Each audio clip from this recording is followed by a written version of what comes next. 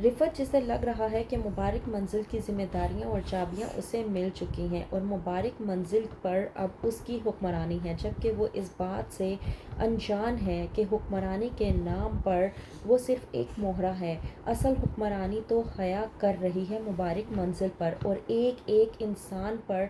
और हर इंसान के दिमाग से किस तरह से खेल रही है, इस बात का अंदाज़ा किसी को भी नहीं है। ड्रामे की नेक्स्ट एपिसोड में आप लोग देखेंगे कि पहले तो हया रिफ़त को ये बात कहने की कोशिश करती है कि अब आपके पास इख्तियारात हैं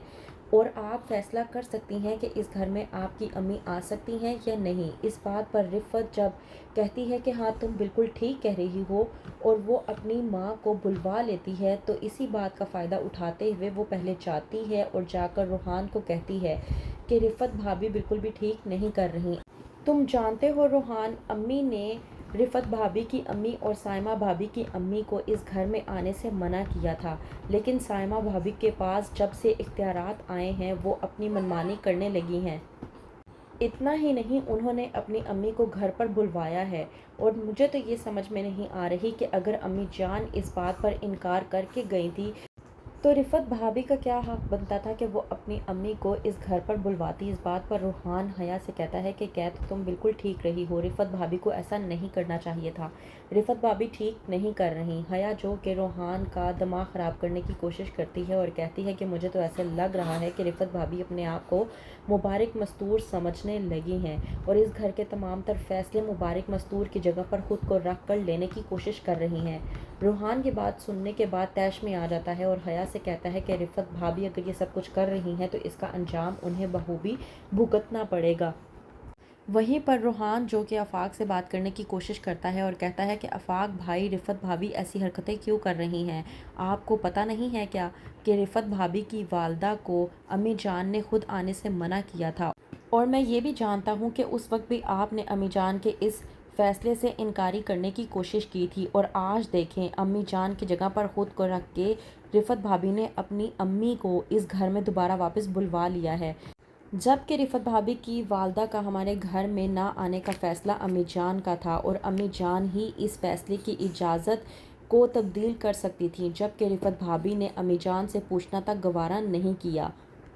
वहीं पर दूसरी तरफ हया साइमा के पास जाती है और जाकर उसे कहती है कि आप जानती हैं कि रिफ़त भाभी ने अपनी अम्मी को बुलवा लिया है, उन्होंने इस घर पर हुक्मरानी करना शुरू कर दी है। साइमा ये बात सुनने के बाद बेइंतहा गुस्से में आ जाती है, उससे ये बात बिल्कुल भी बर्दाश्त नहीं होती और वो आपे से बाहर हो जाती है और बगैर कुछ सोचे समझे वो सीधा रिफ़त के कमरे में पहुंच जाती है और जाते साथ भड़कना शुरू हो जाती है और कहती है कि आपको इस घर में आने की इजाज़त तो मिल चुकी है, लेकिन मेरी ज़िंदगी में मुदाखलत की इजाज़त आपको बिल्कुल भी नहीं है।